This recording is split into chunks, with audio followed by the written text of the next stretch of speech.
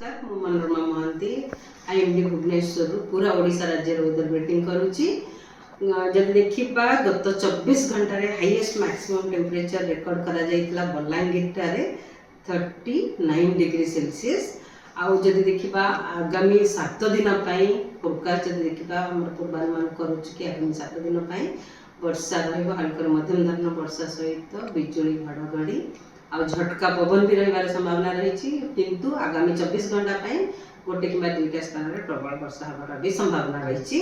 आगामी 24 घंटा का लाइट मॉडरेट रेन हल्का मध्यम धरण वर्षा सहित प्रबल वर्षा गोटे कि दुईटा स्थान में सहित कुआपथर वर्षा बिजुली घड़घड़ी आ झटका पवन 50 ରୁ 60 किलोमीटर पर आवर रही संभावना रही।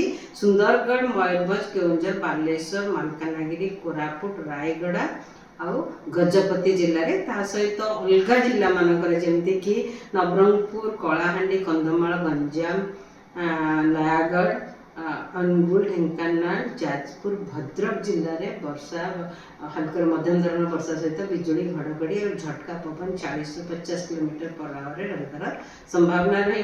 सहित जदि देखा अलग जिला गुड़िक भी गोटे कि दुईटा स्थान में बिजुली घड़घड़ी होगार संभावना रही। सहित झटका पवन 30 ରୁ 40 किलोमीटर बेगर बहबार संभावना रही।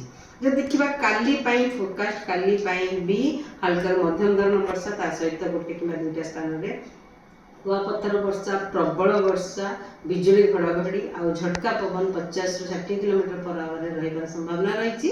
जमती गंजाम गजपति मयूरभंज बालेश्वर एवं भद्रक जिले में सहित काली 4 तारीख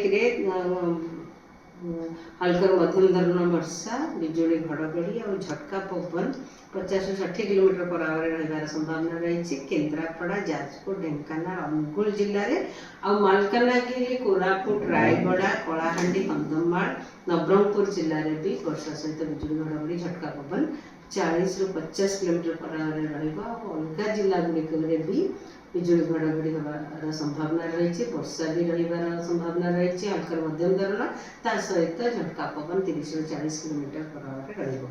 आउ 5 तारीख रे जदि देखा 5 तारीख रे प्रबल वर्षा होगार संभावना नहीं कुआपथर वर्षा होगार भी विशेष संभावना नहीं किंतु जिला गुड़िक उपकूलवर्ती अंचल जिला गुड़िक सहित मयूरभंज केउंझर मालकानगिरी कोरापुट रायगड़ा जिले में हल्का मध्यम धरण वर्षा सहित बिजुली घड़घड़ी आउ झटका पवन रही संभावना रही। पवन गति रही 40 ରୁ 50 किलोमीटर पर आवर।